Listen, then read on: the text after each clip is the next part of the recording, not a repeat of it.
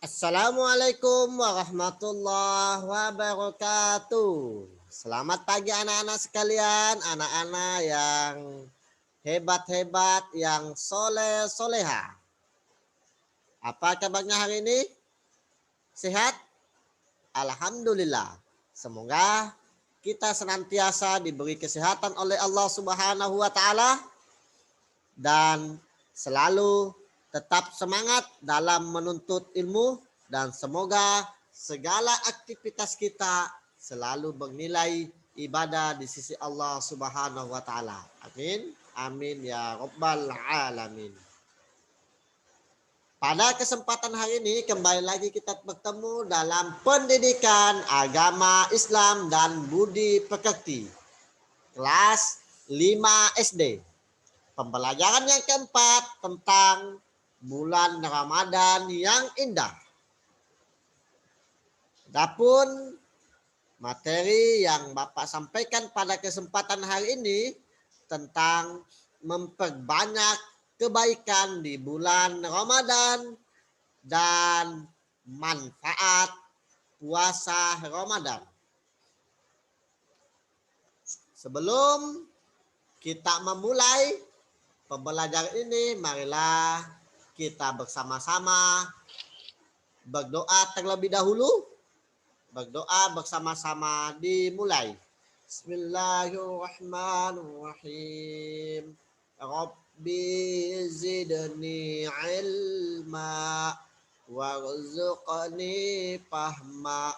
Ya Allah, tambahkanlah daku ilmu dan karuniakanlah daku kepahaman. Amin. Amin ya rabbal alamin.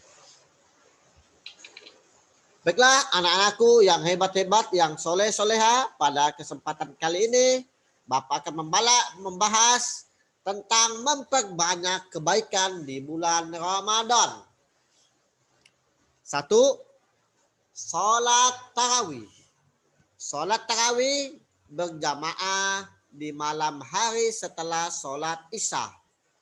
Setiap malam apabila bulan Ramadan, orang-orang dewasa dan anak-anak laki-laki, perempuan berbondong-bondong pergi ke masjid musola. Mereka melaksanakan sholat tarawih dan sholat witir secara berjamaah. Jadi pada bulan suci Ramadan kita melakukan sholat tarawih secara berjamaah di masjid maupun di musola. Karena kenapa? Pada hanya sholat tarawih ini yang ada di bulan suci Ramadan. Maka kita harus benar-benar memanfaatkan dengan semaksimal mungkin untuk beribadah kepada Allah Subhanahu wa taala. Segala ibadah kita itu selalu bernilai ibadah, selalu dilipat gandakan oleh Allah Subhanahu wa taala. Segala ibadah kita, ya. Khususnya pada ini adalah melaksanakan sholat tarawih secara berjamaah. Ini adalah gambar 4.1. Sholat tarawih berjamaah di dalam masjid yang indah. Jadi anak-anak, kita harus selalu melaksanakan sholat tarawih di bulan suci Ramadan supaya kita memanfaatkan dengan semaksimal mungkin untuk melaksanakan kebaikan, untuk melaksanakan kebajikan di bulan suci Ramadan. Selanjutnya, melaksanakan tadarus Al-Quran. Jadi tadarus Al-Quran artinya membaca Al-Quran secara tartil dengan tajwid dan makhraj yang benar atau dengan bacaan yang fasih. Selain membaca, ada lagi yang mempelajari isi kandungan Al-Quran. Jadi selain kita membaca Al-Quran, kita juga mempelajari isi kandungan Al-Quran itu sendiri. Jadi tadarus dapat dilaksanakan sendiri-sendiri atau dengan cara bergantian. Yaitu salah seorang peserta membaca Al-Quran, sedangkan yang lainnya menyimak atau memperhatikan bacaan tersebut. Nah, ketika dijumpai kesalahan membaca, apabila ada peserta lain dalam membaca Al-Quran ada kesalahan, maka peserta yang lainnya segera membenarkan sesuai dengan bacaan semestinya. Nah, jadi ini adalah tadarus Al-Quran. Akan tetapi tidak dibenarkan jika salah seorang membaca Al-Quran sedangkan yang lainnya asik bercerita di dekat orang yang membaca Al-Quran. Jadi pada saat membaca Al-Quran, pada saat melaksanakan tadarus Al-Quran, peserta lain apabila yang membaca Al-Quran, kita harus memperhatikan, ya, kita harus memperhatikan bacaannya. Apabila ada yang salah, kita perbaiki semestinya. Jangan sampai ada yang asik bercerita, asik menyobrol dengan temannya, tidak memperhatikan. Ini adalah perbuatan-perbuatan yang tidak dibenarkan. Ya, apabila kita melaksanakan tadarus Al-Quran, apalagi pada saat bulan suci Ramadan, maka luar biasa pahala yang kita dapatkan.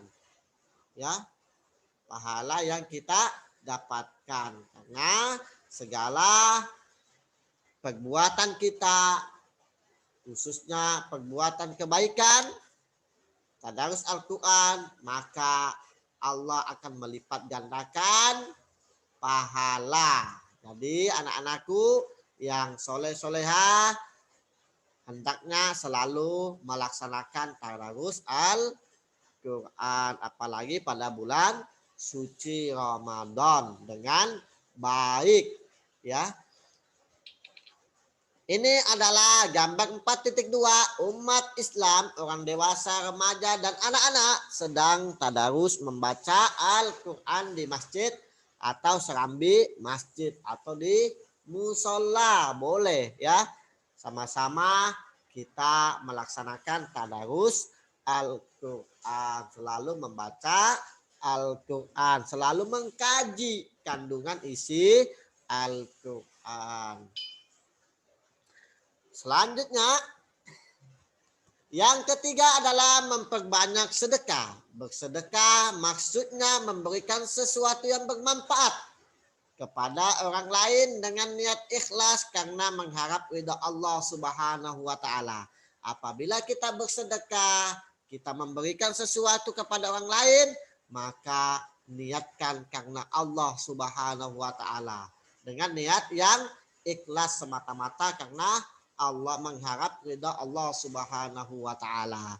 Apabila kita bersedekah kepada orang lain, apalagi pada bulan suci Ramadan, luar biasa pahala kebaikan yang kita dapatkan. Ini adalah gambar 4.3 seorang sedang memberikan sedekah kepada orang fakir dan miskin di rumahnya. Ini adalah salah seorang sedang memberikan sedikit hartanya, memberikan sedekah kepada orang miskin, fakir dan miskin. Ini anak-anak bisa dicontoh, ya, dicontoh. Apabila kita punya kelebihan, hendaklah untuk selalu berbagi, memberikan sebagian harta kita kepada orang yang fakir dan miskin. Ya anak-anak, silakan dicontoh, ya. Dibiasakan dari kecil. Apabila sudah terbiasa, maka kita akan memperoleh kebaikan dari kebiasaan kita itu sendiri. Selanjutnya, manfaat puasa Ramadan.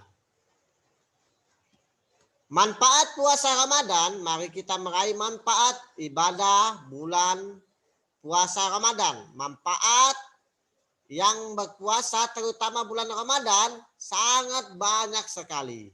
Di antaranya adalah sebagai berikut. 1.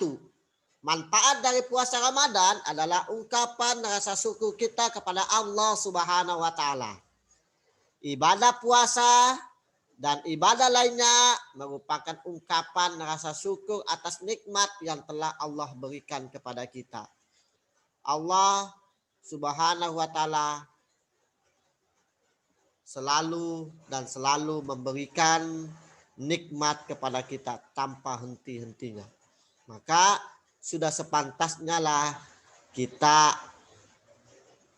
melaksanakan suatu kebaikan, maka itu sebagian dari ungkapan rasa syukur kita kepada Allah Subhanahu wa taala.